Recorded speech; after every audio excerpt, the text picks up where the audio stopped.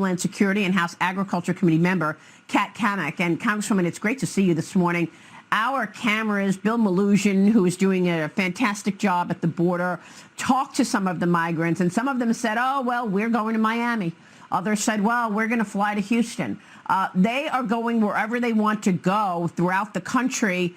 And the administration seems to be doing this behind closed doors, if you will, in a hidden way so that people don't understand that they're actually sending single, young, white males into the country dispersed to different big cities. Your thoughts? Yeah, absolutely, Maria. You're 100% right. This is not the family units that the administration has played in front of cameras saying, you know, these are people fleeing desperate situations. No, there are a lot of young, single adult males that have crossed, and I personally have seen them at the border myself. The background checks are certainly not sufficient. Many of these people are coming with zero ID, and they get a notarized piece of paper at the border that says, I am who I say I am. And they're able to board a plane with no ID that, of course, all American citizens have to use to get on a plane or go basically anywhere in the United States. However, this group of people is exempt. And this, again, just points back to this administration's total disregard for the law. There are zero consequences.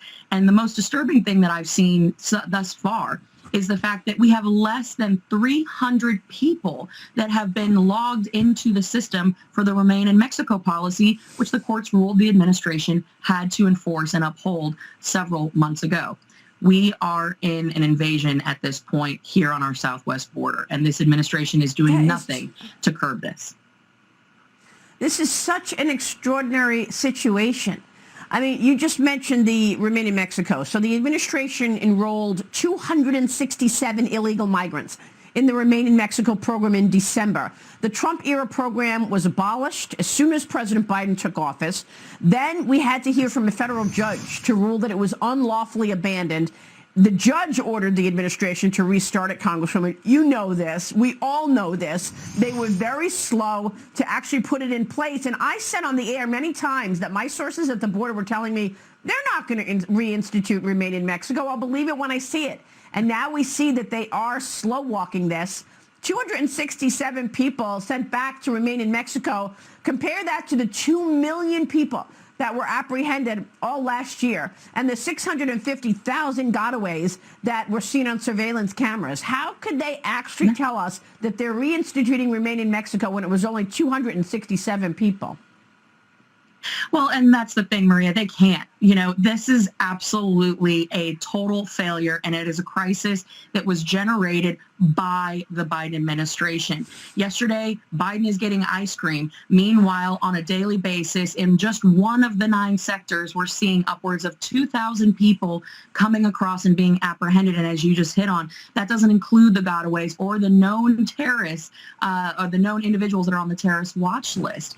This is why we continually say every single town in America is a border town, because they are getting on buses and planes and trains and coming to a town near you. And it is at your expense as an American taxpayer, because they've already expended the $100 million out of FEMA's pocket that has gone to pay for all these flights and all this travel. It is absolutely shameful, and it has got to end, because it's putting every single American at risk. Yeah, but Congresswoman, you know it's not ending. I mean, come on. They're not even acknowledging it. Many Democrats are just running for cover. Rather than answering any of these questions, they're saying, I won't seek re-election. Tennessee Congressman Jim Cooper, the latest House Democrat to say he's not going to seek another term. We are up to 29 House Democrats have now said that they will not be seeking re-election, even though House Speaker Nancy Pelosi says she is seeking another term. What are your thoughts on that? What is she, embarrassed that 29 people of 29 of her members have decided to leave, so she figures she can't leave now? Because I know that was part of the plan earlier in 2021. Yes, you know, all indicators had pointed to the fact that Nancy Pelosi was going to retire, but let's just lay this little nugget out there. She has been in Congress longer than I have been alive.